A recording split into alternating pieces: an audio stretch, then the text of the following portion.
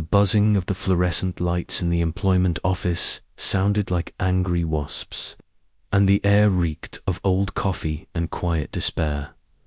Camila Brooks sat alone in the back row, clutching a wrinkled resume like it might save her life. 3 months. That's how long it had been since she lost her job at the downtown hotel. 3 months since the layoffs. 3 months of her savings disappearing like vapor. Of splitting meals with herself and deciding between electricity or rent. Her fingers tightened on the edges of the resume. It was soft, now creased from being folded and unfolded too many times. She stood up slowly and approached the desk for the 4th time that week. Mrs. Langford, the clerk with a permanent scowl and a coffee-stained blouse, didn't bother to look up. "Still nothing for someone with your limited background," she muttered, sipping from her chipped mug. Camila swallowed hard. Limited background. 5 years managing hotel housekeeping, juggling staff, emergencies, budgets. A business degree earned through night classes and fast food shifts. But apparently, none of that counted. "There has to be something," she said, her voice tight but steady. "I can clean, organize, manage," double quotes. Mrs. Langford smirked like she'd been waiting for that. She leaned forward, as if delivering gossip. Double quotes, "Well, ... There's one position. Been sitting on the board for months." She paused for effect. "It's for a live-in household manager, private estate. Good money." Camila's heart skipped. It's for Dominic Hale," Mrs. Langford interrupted, her tone laced with wicked delight. "You know, the Dominic Hale." Camila breath caught. Everyone in the city knew the name. The billionaire tech mogul, the man who built an empire on efficiency and zero tolerance for failure. Cold, distant, unforgiving, they call him the Frost King. Mrs. Langford added with a laugh, "And not for nothing. Word is, he goes through staff like socks. Longest anyone lasted, 3 weeks. She pushed a single sheet of paper across the desk. "Live-in household manager, $85,000 annual salary, room and board included." Camila stared. $85,000. That was more than she'd made in 2 years. Enough to dig out of her student debt. Enough to help her mother with medical bills. Enough to breathe again. "What happened to the last one?" she asked, her voice soft. "Quit like the 5 before her. He's demanding, perfectionist, maybe just cruel. Some say he tests people, breaks them down to see what they're made of. Me, I think he just likes watching people squirm." Camila looked down at her worn sneakers. Her purse weighed heavy on her shoulder, carrying eviction notices, overdue bills, and a note from her mum that said, "Don't worry about me, baby. We'll figure it out." And now here it was, a lifeline wrapped in barbed wire. "I'll take it," Camila said. Mrs. Langford blinked. "You sure?" "I'll take it," Camila repeated, her voice steady now. The cab pulled up a long, circular drive bordered by hedges, trimmed so perfectly they looked artificial. 12 acres of manicured estate surrounded the mansioner, towering, a structure of glass, stone, and steel, cold, pristine, silent. The Camila leaned forward, staring through the window like she was looking into a movie set. The driver let out a low whistle. "This where you're working, living," she corrected, though the word tasted foreign. 2 suitcases sat at her feet. Everything she owned fit inside them. They looked pathetic against the elegance of the place, before she could reach the massive black door. It swung open with mechanical precision. A woman in her 50s stood in the entryway, dressed in sharp grey slacks and a tight bun. Her posture was military, her tone sharper. "Ms. Brooks, I'm Elaine Mercer, Mr. Hale's estate assistant. Follow me." Camila stepped inside and immediately felt small. The foyer alone was larger than her last apartment. Art hung on the walls, pieces that looked abstract and expensive. Everything smelled like polished marble and silence. Elaine's heels clicked briskly against the floor as they passed through spaces that felt untouched. Rooms arranged like showroom catalogues. Furniture too beautiful to sit on. Light streamed through floor-to-ceiling windows, reflecting off stone floors. Everything was perfect, and somehow, empty. "He rises at 5:30 a.m., Elaine explained. "Coffee black, no sugar ready by 5:45. Breakfast at 6 sharp. He works from home until noon, then lunch. Always something light. Dinner is precisely at 7 p.m. He retires by 9. They climbed a private staircase. "This is your room." Camila stepped inside and gasped. It was larger than her childhood home's entire first floor. Queen bed, private bathroom, window overlooking a garden so perfect it didn't seem real.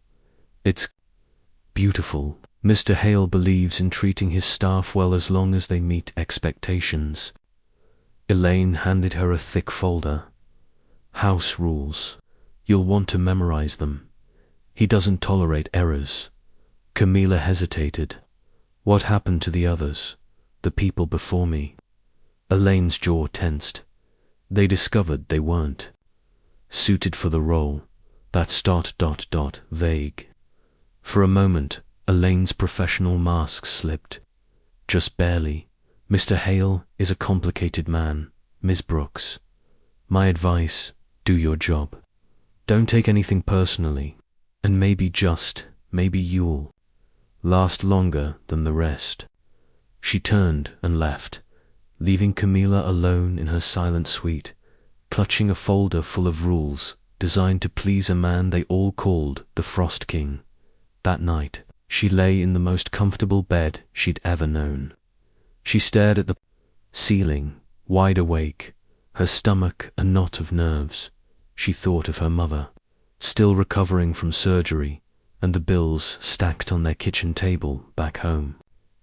She thought of her failed job interviews, her dwindling bank balance, and the empty fridge waiting for her return. This wasn't a job. It was a gamble, a high-stakes test of her endurance. She just had to survive Dominic Hale. How hard could that be? The alarm went off at 5:15 a.m., but Camila was already awake. Camila, dressed with care, black slacks, crisp white blouse, hair pinned back tight, no perfume, no jewelry, just clean lines and steady hands, though hers trembled slightly as she buttoned her collar. She'd memorized the routine twice the night before, then again this morning. Dominic Hale was a man of order. Timing mattered. At 5:44 a.m., the kitchen was already gleaming under soft pendant lights. The premium coffee beans were ground, the water timed perfectly. She poured his black coffee into the porcelain cup specified in the house rules. At 5:46, footsteps echoed from the staircase, deliberate, unhurried, as though the house moved around him, not the other way around. Dominic Hale entered the kitchen. He was taller than she expected, lean, sharp, every movement efficient. His dark suit was impeccably tailored despite the early hour. His jaw held the faintest stubble, his expression unreadable.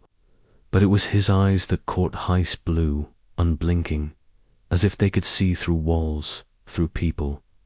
He stopped, just inside the threshold. "You're early," he said. His voice was even crisp, the words of a man used to being listened to.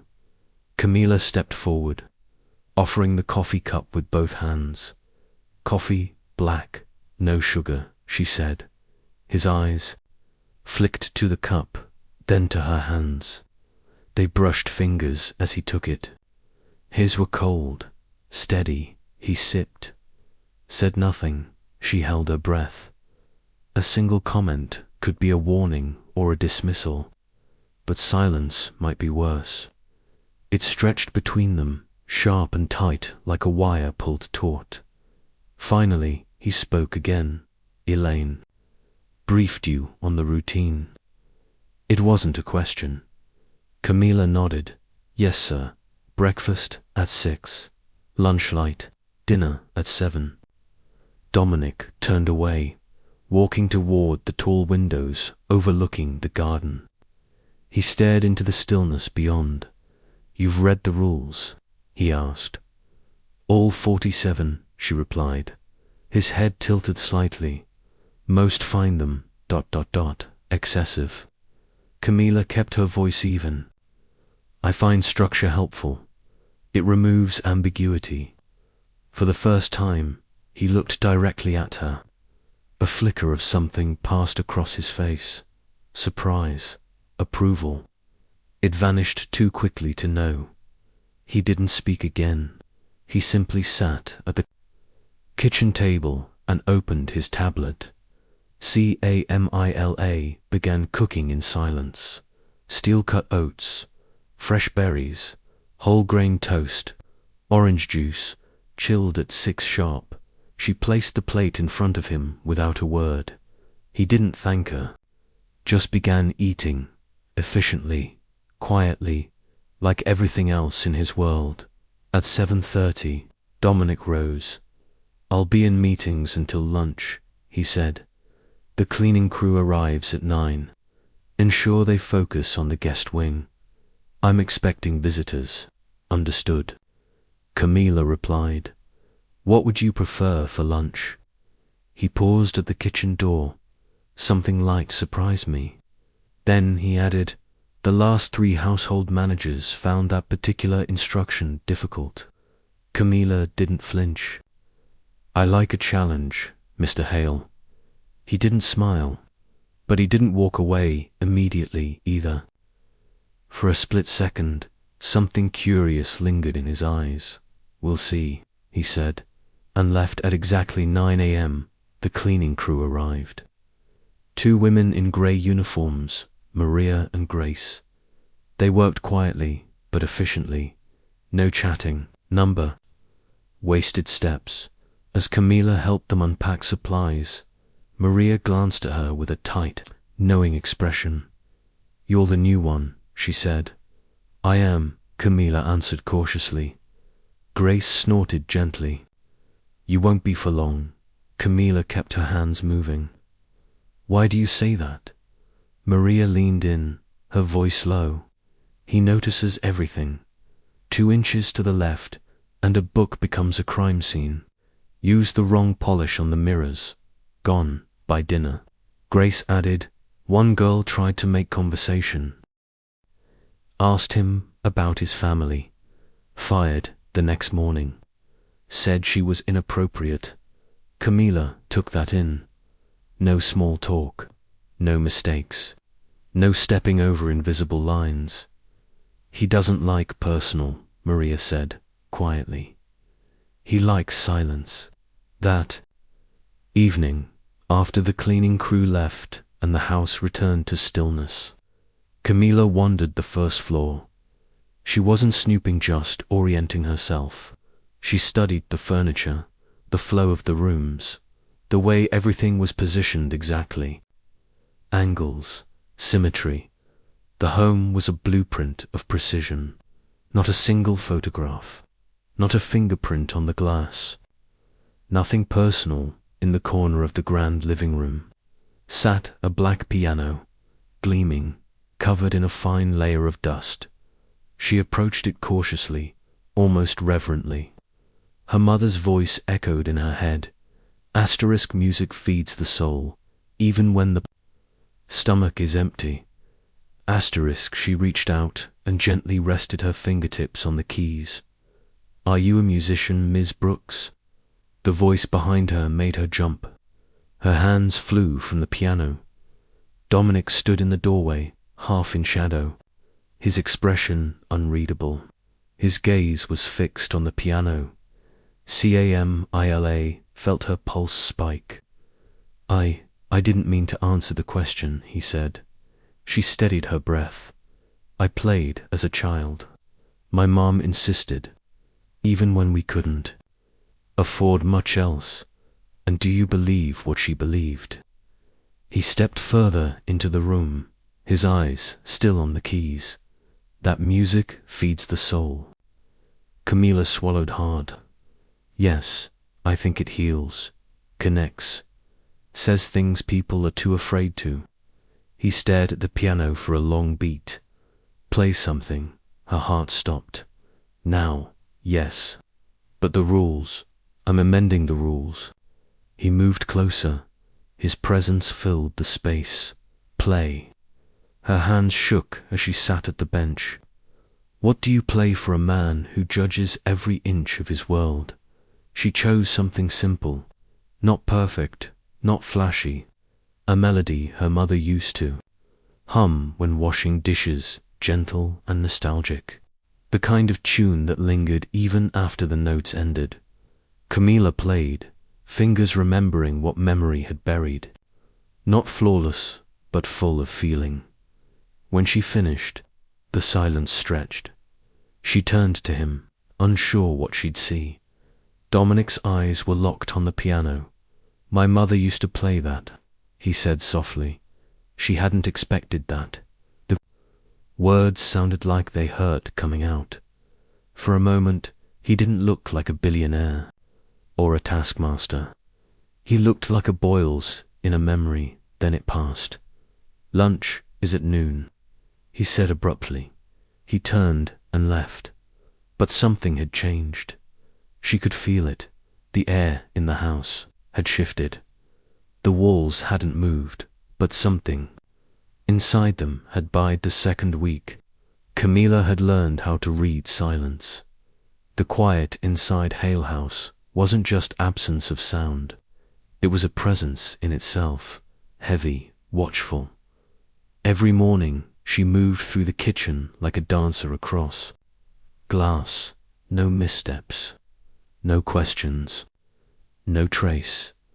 Dominic Hale had routines carved from stone, and Camila followed them with exactness. But beneath the stillness, something was changing.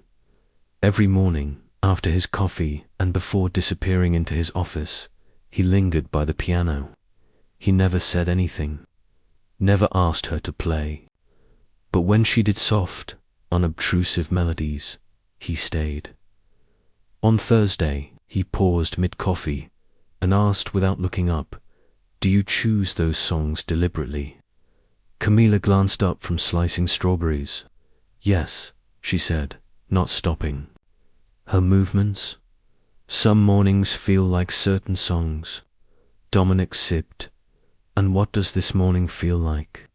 She thought for a moment, then replied, "Like something's about to bloom, but the frost hasn't melted yet." He looked at her then, just for a second, but the weight of his stare made her hands pause. Later that day, she prepared a lunch more personal than precise, a warm-grained bowl with roasted vegetables and an herbed vinaigrette, a small homemade rosemary flatbread on the side. He sat, as always, at the head of the table, straight-backed, sleeves rolled once. He took a bite, paused then, without looking up, asked, "Where did you learn to cook like this?" Camila wiped her hands on a towel. "My mum said food should feel like a conversation, that it tells people. You see them." Dominic chewed in silence, swallowed, then asked, "And what does this meal say about me?" She hesitated, but didn't back down. "It says you're used to everything being functional, predictable, but you're hungry for something that surprises you, Something real. He set his fork down slowly, then looked straight at her. No one's ever spoken to me like that. Camila held his gaze. Maybe no one thought you'd listen. Something shifted in that moment, just slightly. A flicker beneath the ice. That evening, she passed through the garden on her way to the staff wing. The sun was low, spilling amber across the stone paths. She spotted Dominic by the fountain, alone. No phone, no tablet, just standing, hands in his pockets, watching a pair of birds fight over a crumb. She hesitated, then kept walking. His voice stopped her. "You don't think I notice things," he said, still facing the water. "But I do." Camila turned slowly. "I noticed the piano bench was moved 2 inches forward yesterday," he continued, "and that you watered the ficus by the west window, even though it's not in your list of duties." "I thought it looked thirsty," she said. Dominic nodded, almost to himself. "I notice more than people assume." Camila took a few steps closer. "And what else have you noticed?" He looked at her finally. The evening light caught the edges of his expressions, softened it. "I noticed that you don't ask questions," he said. "That you don't speak unless you're sure the words matter. Would you prefer if I did?" He paused, thinking. "No, I think I prefer ... that you wait." A silence settled between them, not awkward this time, but dense, meaningful. He turned. "Away first. Good night, Ms. Brooks." "Good night, Mr. Hale," she replied. The next morning, she played a waltz before breakfast, gentle, nostalgic. Dominic lingered longer than usual. At lunch, he asked about her childhood. Just one question. "Was your mother musical?" Camila smiled. "She sang while cooking, off-key always. But I thought it was beautiful." He nodded, then went back to his meal. Later that afternoon, Elaine appeared in the kitchen with a quiet warning. "There will be an unexpected visitor," she said, folding her arms.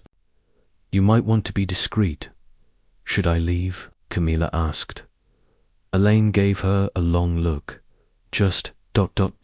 stay invisible." Camila's stomach knotted. At 4 p.m., the front doors opened with a flurry of perfume and expensive leather. She heard laughter, sharp, rehearsed. A woman's voice echoed off the marble floors. Light, playful, dismissive.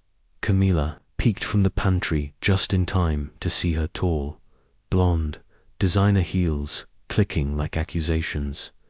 "Dominic," the woman cooed, stretching his name into something silkier than it should have been. "You weren't answering my messages. I thought I'd stop by." He stood rigid near the staircase, expression unreadable. "Victoria, you still look tense." "I hoped you might have ... softened." Camila turned away before she was seen. She moved back to the kitchen and resumed prepping dinner with forced focus. A minute later, Victoria walked in, uninvited. She scanned the room with the precision of a hawk. "Oh," she said with mock delight, "you must be the new help." Camila didn't look up. "I'm the household manager." Victoria tilted her head. "Household manager? How quaint." Dominic's voice cut through the tension. "That's enough." Victoria turned, her smile icy. "I was just saying hello." "You were condescending," he said, flatly. "And I won't tolerate it in my house." Camila froze, not because of Victoria, but because of him. He was defending her. Victoria's eyes narrowed. "You're letting the help get under your skin." "I'm asking you to leave," he said. No emotion, just cold finality. Her smile faltered. "You can't be serious." "I'm very serious." Silence. Then, with a dramatic toss of her hair, Victoria spun on her heels and left the room. Dominic didn't speak again. He simply walked to the window, back straight, fists clenched. Camila cleared her throat gently. "Dinner will be ready in 30 minutes, she said. He nodded. "Thank you." That night, Camila couldn't sleep. She thought about his silence, his contradictions, the way he asked questions without asking them, the way he looked at her when he didn't think she noticed. She thought about the piano, the dust slowly vanishing from its keys, and she realized something. Dominic Hale didn't need efficiency. He needed something far more dangerous. He needed connection, and the house wasn't just cold because of the marble and steel. It was cold because he'd built it that way on purpose. The next morning, the house was silent again, but something felt ... unsettled. Camila stood at the stove, watching the eggs poach in gently simmering water. She didn't need to ask if Dominic would be on time. He was always on time. But today, she wasn't just preparing a meal. She was testing the edge of what he would allow. When he entered the kitchen at 5:46 a.m., as usual, he said nothing. He accepted his coffee. He took his seat, but she noticed the tension in his shoulders, the tighter grip on the cup, the way he blinked slower, like trying to reset himself from something that had taken root. Camila slid the plate in front of him, a delicate poached egg over warm grains, drizzled with bacon vinaigrette, topped with cracked pepper and chives.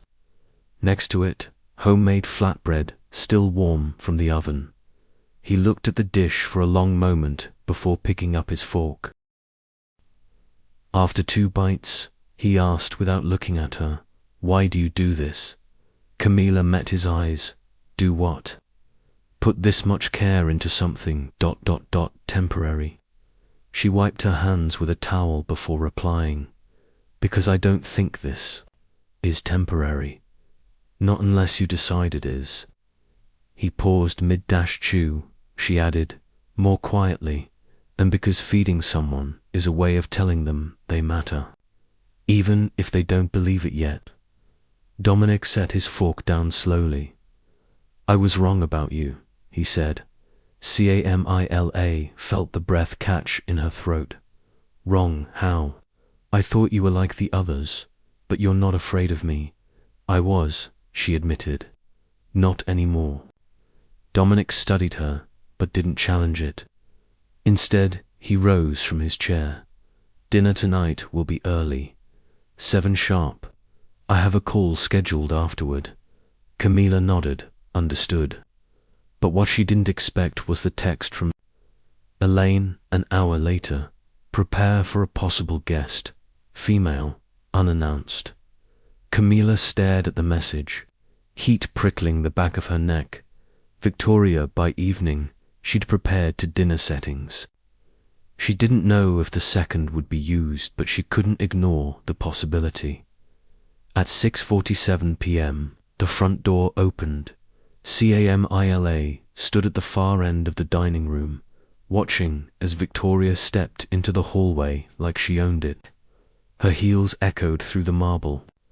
Her perfume followed seconds behind. "Expensive, assertive, darling," Victoria said brightly as Dominic stepped into view. "I didn't want to intrude, but I thought we might talk over dinner." Dominic didn't respond immediately. His face remained unreadable. Camila moved back toward the kitchen, giving them space. But Victoria's voice followed her like a hook. "Oh, and she's still here," she said lightly. "Your little cook." Dominic's voice came next, low and hard. "Victoria, don't." But she continued, breezing past Camila. "What's on the menu tonight?" "More soup for the soul." Camila met her eyes calmly. "Roasted duck with rosemary honey glaze." Victoria blinked. Dominic's tone sharpened. That's enough. Victoria turned slowly to face him. I'm just curious about the kind of company you keep now. I said enough. His voice had changed. Still quiet, but cold enough to freeze the air. Victoria hesitated. Then she laughed, but it came out brittle. I thought we could talk, like adults. We said everything that needed to be said 3 months ago. Victoria stepped closer. That was when you were grieving, when you were angry, when you pushed people away. I didn't push, Dominic said. I cut ties. Then, cut me again, she said, her voice sharp now. But don't pretend you don't miss me. Camila remained still, listening without flinching. Dominic's reply was even and final. I don't. The silence was swift and total. Victoria looked. Between him and Camila, her expression cracked just slightly. I see, she said, forcing a smile. So you've replaced me. With this, Dominic's jaw clenched. You were never replaced, because there was nothing to replace. The blow landed. Camila saw it in the slight recoil of Victoria's eyes. Victoria glanced once more at Camila, her tone turning acid. Be careful, she said. He has a habit of confusing convenience with affection. Then she turned and left, her heels clicking like gunshots against the marble. The front door closed. Camila stood alone in the dining room, unsure if she should continue with dinner or disappear entirely. But Dominic reappeared in the doorway. His eyes found hers. I'm sorry, he said. She shook her head. You don't need to apologize for your past. I'm not, he replied. I'm apologizing for exposing you to it. Camila hesitated, then said, I've worked in hotels my whole life. I've seen people at their worst, and she wasn't. Even close. That almost made him smile. Almost. He stepped further into the room. Voice quieter now. She never came to my father's funeral, he said. But she contested the will a week later, claimed she was owed. Camila let the words hang in the air a moment before responding. Some people only show up for what they want. Dominic nodded slowly, and others show up when it's hard. She looked at him. Really looked. I'm not going anywhere, she said. That night, the house felt different. Dinner was quiet, thoughtful, and when she played piano after the dishes were cleared, she noticed something. Dominic didn't leave the room. He stood in the doorway, still in his dress shirt, watching her hands move across the keys, not like a boss, not like a man auditing performance, but like someone listening, someone remembering. When she finished, she stood up, ready to leave the room without a word, but he spoke. You were right. Camila turned. About what? He looked at her from across the room. The space between them suddenly felt smaller than ever. I'm hungry for something real. She didn't answer, not with words, just a quiet nod and a look that told him. She already knew it was 3:47 a.m. when the shouting started. Camila sat up in bed, heart hammering. The voice that echoed through the halls wasn't the man she'd come to know over quiet breakfasts and guarded conversations. This voice was sharper, refilled with fury. What do you mean the Singapore deal is off? Dominic shouted. His footsteps stormed across the marble, heavy and fast. That's impossible. We had confirmation yesterday. Camila climbed out of bed, wrapped a robe around herself, and quietly opened her door. The house felt colder than usual, as if the walls had absorbed his anger. From the landing, she heard another crash, something thrown, a paperweight, a book. The silence afterward was even more unsettling. 20 minutes later, her phone buzzed. The message was short. Asterisk, prepare the house for corporate guests, executives, board members, legal counsel. Today, she texted back immediately. How many? The reply came fast. 15, maybe 20. Call catering. This isn't a meeting. It's a war council. Asterisk, by 7 a.m. Hale House was a battlefield disguised as a mansion. Black cars rolled in. Men and women in suits entered the estate with clipped voices and tight jaws. Camila floated through it, all serving coffee, refilling water, preparing the dining room as though it were a negotiation table, which, in many ways, it was.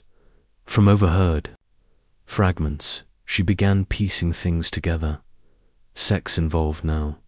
Allegations of insider leaks. Someone with direct access. Dominic was a storm at the center of it all still, cold, commanding.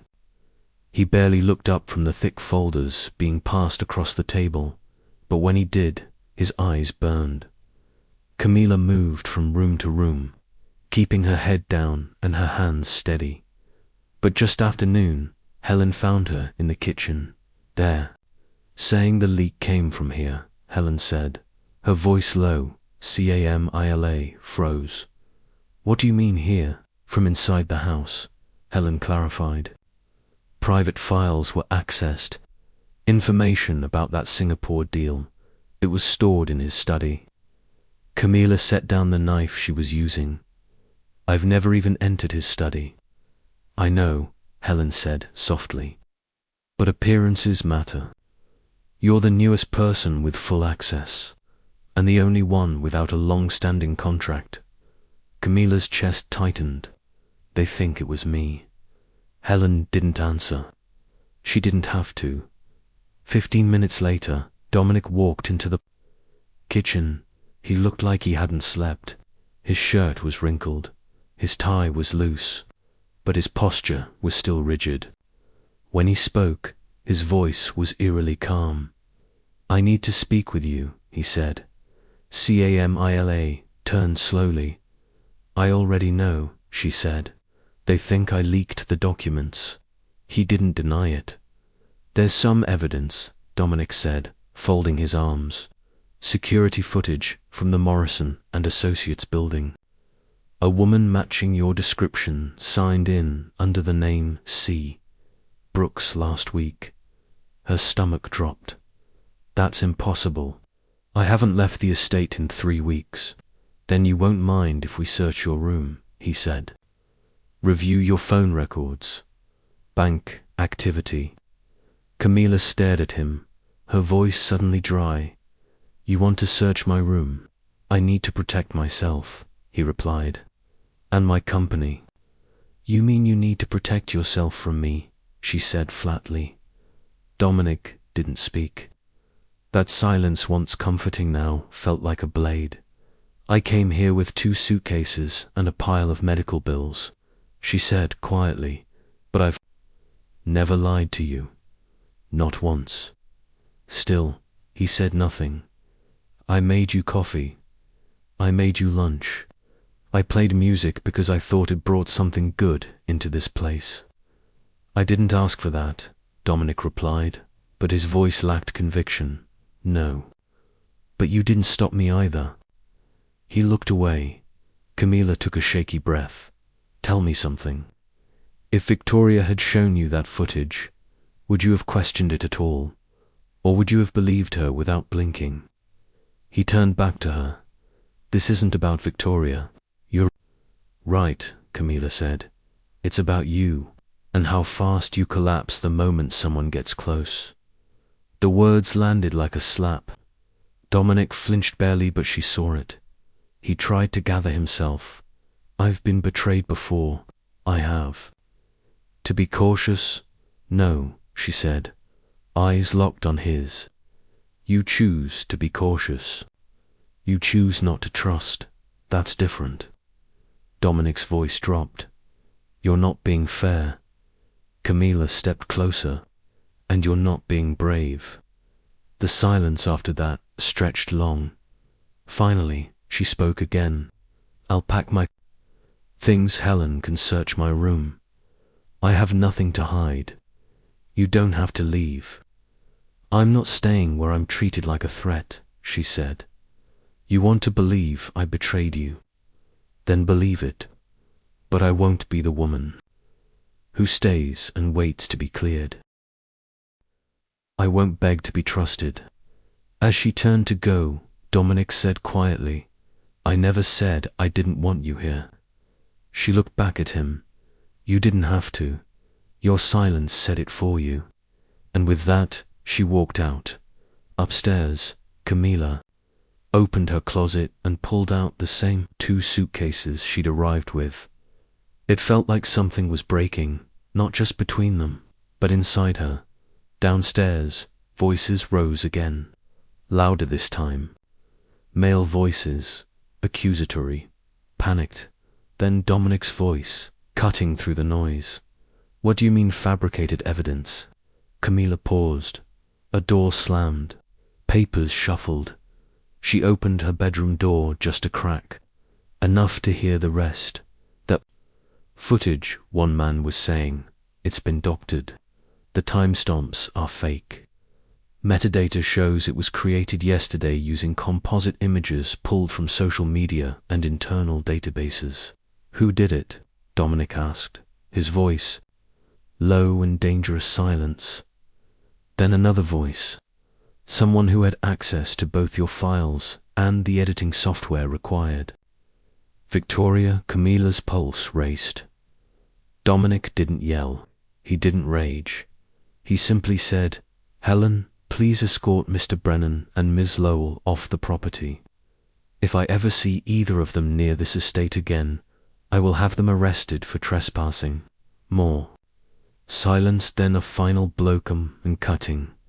"The biggest mistake I made today wasn't trusting the wrong people. It was not trusting the right one." Camila's hands froze on the zipper of her suitcase. A knock came at her door. She opened it slowly. Helen stood there, looking more tired than usual. Double quotes. "Mr. Hale would like to speak with you," she said softly. "Camila." Shook her head. "I'm busy." Helen hesitated. He was wrong, and he knows it. Camila turned back to her packing. "Then he can say that when he's ready." Helen lingered. "Some people don't learn until they're forced to lose something they didn't know they needed." Camila didn't reply, but deep down she knew the next hour would change everything. Dominic stood alone in his study, staring out the tall window overlooking the garden.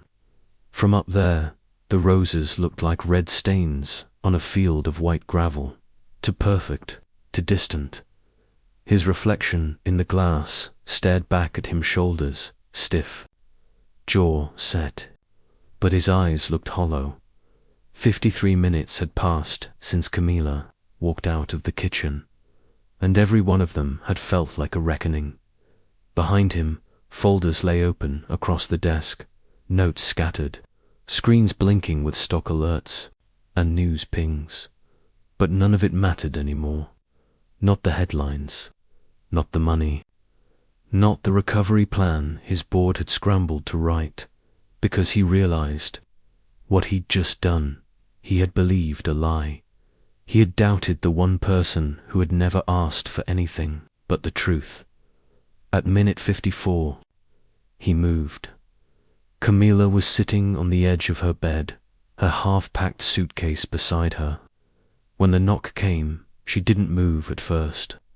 Then she stood, exhaled, and opened the door. Dominic looked different. Not disheveled, but not composed. Either he wasn't hiding behind posture or presence. "I've been thinking," he said quietly, "about the first morning you played piano. Do you remember what song it was?" Camila hesitated. "Yes, The Way You Look Tonight." Dominic nodded. "Do you know why I asked you to play?" "No," she answered. He stepped inside slowly, as if unsure if he was allowed. Because for the first time in years, I heard something in this house that felt like home. Not just walls and floors, but warmth. Camila didn't respond. Not yet. I told you someone had been seen signing in as you, he continued, but it was manufactured, a digital fake. Victoria had it doctored with her lawyer. She tried to destroy what I had left. And I let her. Her voice was steady. You didn't just let her. You believed her. He nodded once, the guilt unmistakable. Yes, I did. Why? She asked. Why was it so easy to doubt me? Dominic's voice cracked at the edge. Because trusting you meant giving you the power to break me, and I wasn't ready. Then why are you here? She asked. Because I'm ready now. Camila crossed her arms, not out of anger, but to hold herself together. I told you I wouldn't stay where I wasn't trusted. She said, I remember. So what now? She asked. You've realized your mistake. You've unmasked the real traitor. Is that it? Now you want me to just come back to the routine? No, Dominic said, shaking his head. I don't want the routine. I want you, not because you make my coffee or play my piano or organize my life, but because you make me feel alive in this place. Camila's voice softened. Do you even know what that means? He stepped closer, not touching her, just standing, where she could see his face clearly. It means I wake up and listen for your footsteps in the hall. It means when I sit at the kitchen table, I wait for your voice. It means I look forward to music, not because it's played well, but because it's played with feeling, yours. She blinked back, something in her throat. Dominic added, I'm not asking for forgiveness. I know I might not deserve it. I just, need you to know I see it now. Everything I didn't see before. Camila turned away, pacing once to steady herself. You built this house to be untouchable, and you let no one in until me. And the moment things got hard, you slammed the door shut again. I know, he said. And yet, she continued, facing him again, I'm still standing here, against every instinct telling me to run. Why? Dominic asked. Why didn't you leave? She answered with painful honesty, because I care. Because despite everything, I see who you are underneath all of it. Dominic's voice dropped to a whisper. And what do you see? Camila stepped forward, holding his gaze. I see a man who's been hurt so many times that love feels like a threat. I see a boy who never learned that affection doesn't have to come with conditions. And I see someone who wants desperately to believe, but doesn't know how. His voice trembled. You make me want to try. She studied him. Do you mean that? He nodded. I've spent my whole life building walls, but you're the only person who's ever made me wonder what it would feel like to let them fall. Camila didn't speak right away. Then, finally, she said, then, show me. Dominic's brow furrowed. What do you mean? Don't tell me you've changed, she said. Prove it, not in speeches, not in grand gestures, just ... Prove it in how you treat people, how you show up. He nodded slowly. I want to. She picked up the edge of her suitcase. I haven't finished packing yet, but I can. I need to know that if I stay, it won't just be because I forgave you. It'll be because you grew. I will, Dominic said, almost a vow. I'll grow. Camila sighed, sitting down again. This house has so many rooms, so many rules, but none of them ever taught you how to be open. No, he admitted, but you did. They sat in quiet for a moment, not tense this time, just Still. Then Dominic stood, adjusting his collar as if remembering something. "Will you come downstairs?" he asked. "For what?" "I want to show you something." She followed him out, past the study, through the hall, and into the grand living room where the piano sat. It had been dusted recently. She hadn't done it. Dominic walked over and rested, his hand on the polished lid. "I never played it," he said. "Not since my mother passed. It hurt too much." Camila stepped closer. "Do you remember the last thing you played here?" he asked. She nodded, at last. He sat down slowly on the bench, letting his fingers hover above the keys, and then, with careful hesitance, he played. The notes were simple, rough, but they were real. Camila stood beside him, arms folded softly, and listened when the melody faded. He turned to her and asked, "Was that enough to start proving it?" Camila smiled faintly. "It's a good beginning." The piano keys were still warm when Camila walked out onto the terrace alone. The sky above was streaked with faint gold sunset beginning its slow descent. Below her, the garden bloomed as if untouched by the chaos of the past 2 days. But she couldn't ignore the quiet ache still lodged. Beneath her ribs, everything had changed so quickly. From betrayal to apology. From truth to this fragile truce. And still, she hadn't decided whether to stay. Behind her, the sound of soft footsteps. Dominic approached without speaking, his hands in his pockets, eyes on the horizon. "I don't want to ruin the quiet," he said finally, voice lower than usual. "But I have something I need to say." Camila didn't turn to him. "Not yet. You've said a lot already." "This is different," he said. She finally looked at him. He wasn't hiding now, not behind suits or silence. He looked like a man who'd been stripped. Baran chose not to cover himself up again. Dominic took a breath. "I want you to stay, but not as an employee." Camila blinked. "What are you saying?" He stepped closer, but kept his voice steady. "You don't belong in the background of this house. You belong at the center of it, with me." She let out a quiet, disbelieving breath. "Dominic, I don't mean today," he added quickly. "I'm not asking you to forget everything that's happened, but I'm asking you to imagine a future with me, one that isn't built on fear." Camila's voice was careful. "You don't fall in love in 6 weeks. I know," he said. "But you begin.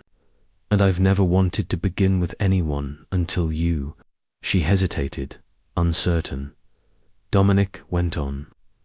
"I was raised to think control was the only way to be safe. That vulnerability was dangerous. That love was a transaction." He shook his head. "But why, oh you brought chaos into this house. You moved things I'd never touched. You smiled without asking permission. You played songs without warning, a pause, and it changed everything." Camila folded her arms. "What if you change your mind?" "I won't," he said instantly. "You've said that before," she reminded him. "This is different." Dominic said, "Because this time, I've lost you once, and I know what that feels like now. I won't make that mistake again." She looked at him long and hard, then turned toward the horizon again. "I spent years trying to make myself small enough to fit into other people's lives," she said quietly. "Quiet enough, useful enough. I was always temporary. Easy to replace." Dominic stepped beside her. "You're not replaceable." "I believed I was," she continued, "until I came here. Until someone finally saw more." He reached out, not touching her hand, just resting his beside hers on the stone. Railing. "I don't want perfect," he said. I want real. I want you. Camila looked down at their hands. You think this works because it's new, she said. But what happens when real life returns? When the music stops? When the pain comes back? Dominic didn't hesitate. Then, I'll stay. I'll sit in the silence with you. I'll learn to listen better, to speak when I should, to stop pushing people away the moment they matter. He looked over at her. Let me do that. Camila didn't reply right away. The air between them thickened not with tension, but with gravity. After a long moment, she asked, What does this mean, practically? Dominic tilted his head. What do you mean? I mean, are you asking me to move from one room in the house to another? Are you asking me to forget I was your employee? Or are you asking me for something, serious? He smiled, the smallest bit. I'm asking you for everything. Eventually, but I'll take whatever you're willing to. Give, as long as it's honest. Her eyebrows lifted. You want everything, yes, he said. Marriage, mornings, fights over the thermostat, music in the afternoons, you in the kitchen, complaining about the oven, me trying to learn how to apologize faster, a beat. Past, are you always this intense when you make decisions? She asked, not without warmth. He shrugged. Only when they matter. She exhaled, half a laugh. You go from silent to forever in less than a week. Dominic met her gaze. I've been silent for 37 years. I'm done wasting time. Camila finally smiled. A real one, and just like that, something shifted again. Not a grand transformation, but a quiet unfolding. Later that night, they ate together, not in the dining room, but on the kitchen floor. Dominic insisted on helping with the dishes, and ended up spraying soap across the counter. Camila laughed so hard she had to sit down. He followed, still wearing his button-down shirt and designer slacks, crouching beside her with water on his sleeve. You're terrible at this, she told him. Unapologetically, he said.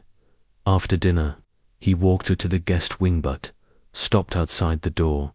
You can stay in the east wing now, he said softly. It's your home too. Camila hesitated, then said, one step at a time. He nodded. Then I'll meet you at the piano tomorrow. She looked up. Same time. He smiled always.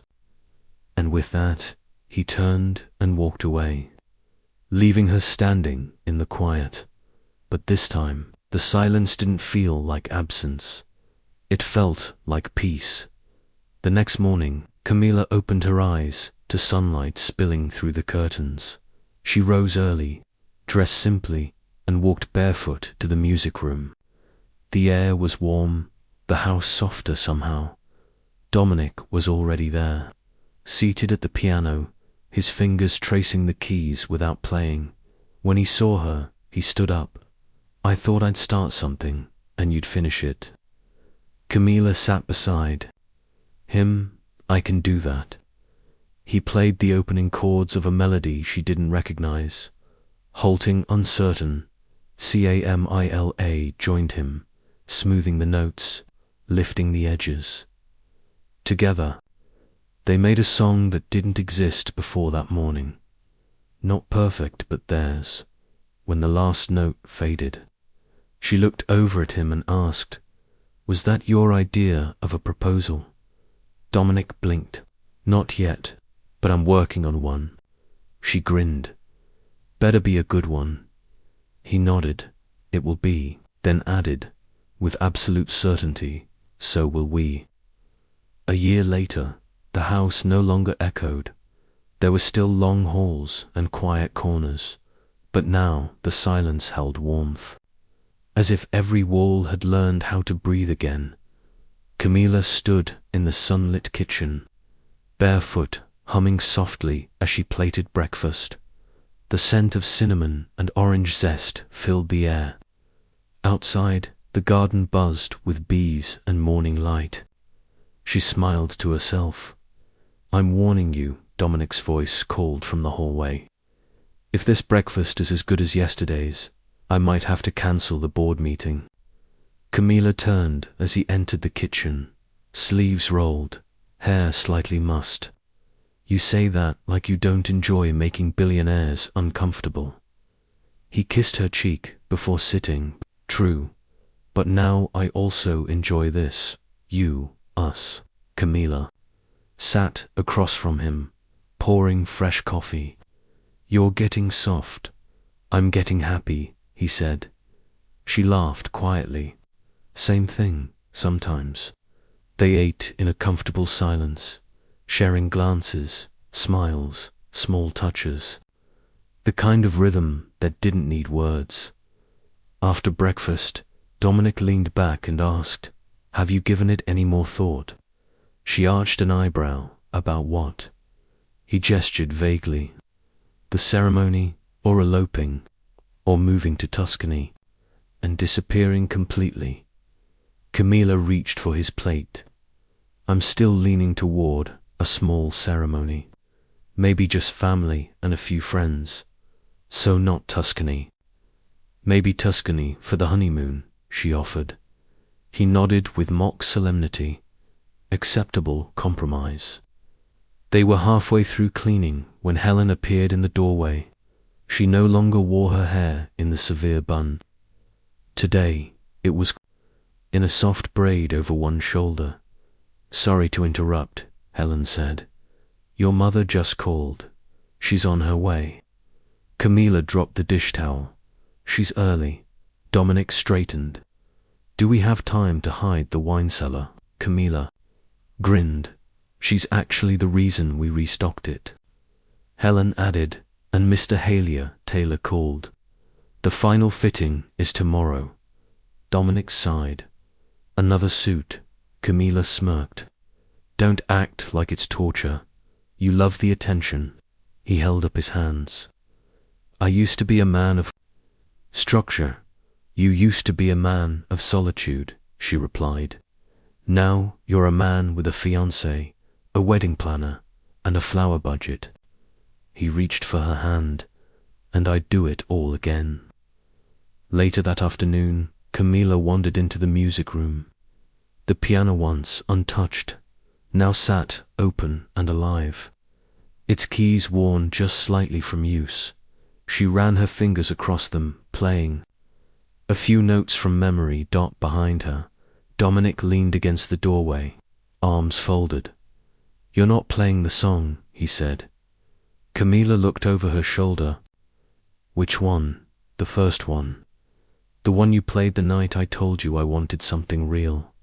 She paused, then began to play. The melody poured out, soft and deliberate. It wasn't just music anymore. It was memory. He crossed the room and stood beside her, one hand resting on the top of the piano, "You know. The first time I heard you play," he said, "I didn't realize how much I missed the sound of a full house." Camila smiled. "Now you have one." She looked around the room. Books now lined the shelves. Framed photographs of the mat, a lake, laughing in the kitchen, her mother holding a birthday cake hung along the wall. A forgotten cardigan draped. Over the piano bench, a trail of sheet music led to the floor.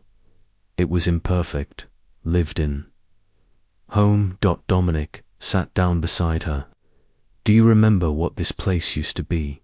She nodded. "A mausoleum. I thought if everything stayed quiet, nothing could hurt me again," he said. "And I was wrong." Camila looked at him gently. "And now I'd rather risk the noise." That night, they hosted a small dinner on the terrace. Just Camila's mother, Helen, two of Dominic's closest colleagues, and one very enthusiastic baker named Ray, who insisted on bringing a 3-tiered lemon cake just to test the frosting. After dessert, Someone asked if Dominic ever planned to slow down. He glanced at Camila before answering. I used to think slowing down was failure. But now I think it's the only way you really see what matters. Camila squeezed his hand under the table. When the evening wound down and the guests were gone, Camila stood in the hallway near the grand staircase, watching the glow of candles still flickering in the dining room. Dominic came up behind her and wrapped his arms around her waist. Tired? He asked. A little, she said, leaning back into him. Happy? He asked. She nodded. Very. He kissed her shoulder. I want to show you something. She followed him upstairs, past the main bedroom, down the quiet corridor that once led to his study. But when he opened the door, the room had changed. Gone were the cold walls, the hard edges. In their place, shelves of music, soft lighting, a writing desk, a couch with a hand-stitched throw. Dominic gestured inside. I made this for you. Camila stepped in slowly, taking it all in. It's beautiful, she whispered. I want this house to reflect you now, he said. Not just me. She turned to him. It already does. He looked down, slightly shy. There's one more thing. From his pocket, he pulled out a small box. Camila blinked. You already proposed. I did, he said. But this is the real ring. He opened the box, revealing a delicate gold band with a single sapphire in the center. Camila stared at it. It's perfect. It was my mother's, he said softly. She wore it until the day she died. Camila looked up at him, eyes wide. Are you sure? I want you to have it, he said. Because she believed love was a choice, and you made that choice for me when I didn't deserve it. Her hands trembled slightly as he slid the ring onto her finger. It fit perfectly. I don't care about the house, or the company, or anything else, he said. Just this, just you.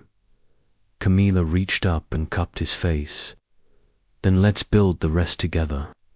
And in that quiet room, once used for hiding, they sealed the promise they'd been circling for months, not with grand declarations, but with simple presence and trust. A week later, Camila stood at the grand doors of Hale House, greeting a handful of guests arriving for the ceremony. Nothing extravagant, no paparazzi, just string lights in the garden, soft jazz. Vows spoken beneath blooming trees. When Dominic saw her in her dress, he didn't speak right away. He simply walked to her, took both her hands in his, and whispered, "Thank you for not giving up." On me, Camila smiled through the tears. Thank you for becoming someone worth fighting for. As they exchanged vows, the house watched in silence. Not the cold silence of the past, but the stillness of something sacred, something earned, something real.